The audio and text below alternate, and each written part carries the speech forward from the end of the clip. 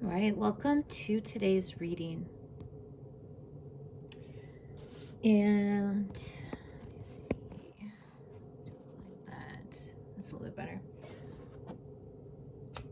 I got to it later today, but here we are. And here we go. Figuring out who's fighting. So many of our feelings stem from old fears we keep buried in the trunk of our past. When these feelings surface, we may act irrationally, baffling and scaring those, including ourselves, who experience the brunt of the emotions. Often, out of frustration and bewilderment, fights erupt. In order to sort things out, we need to figure out who's fighting. Lana and her fiancé, Mitchell, were having a terrible argument. In the face of her seemingly irrational fear of getting married, he had withdrawn into an icy silence. As a result, she felt abandoned and screamed at him that she was canceling the wedding. In response, he disgustedly left the house. Sobbing, she called me. After I listened to her story, I asked her who was feeling abandoned. In a moment, she thoughtfully said, "Oh, I think it's me at about 3 years old."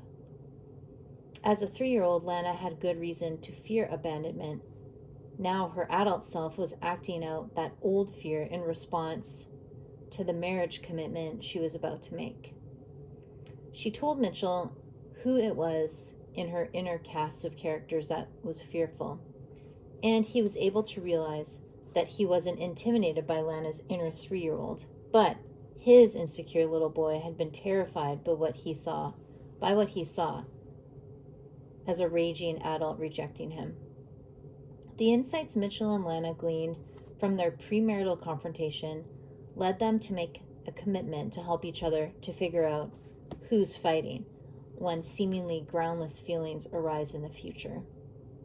With a renewed appreciation for each other's sensitivity and vulnerability, and an awareness that they could comfort and support their own and each other's scared inner child, they were married as scheduled. If baffling feelings grab you by the guts and fights threaten to erupt as a result, ask yourself who is in the grip of the emotion. You'll probably come face to face with an old fear. The bearer of that fear needs and deserves your acceptance and reassurance. The affirmations for today. I support myself emotionally by figuring out who, inside, is the bearer of scary feelings. I support myself emotionally by figuring out who, inside, is the bearer of scary feelings. And I comfort and support my needy inner child. I comfort and support my needy inner child. That's the reading for today. There's a lot going on there. Seems like a good journaling one. And just to close, I'm going to read a very comforting verse. And it's in Matthew 11, and they are the words of Jesus. Because all this internal work is really heavy and takes a lot of work, and it's good to also remember that Jesus said, "Come to me, all of you who are weary and carry heavy burdens, and I will give you rest.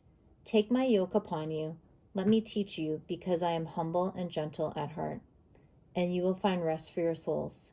For my yoke is easy to bear, and the burden I give you is light." Thanks for being here.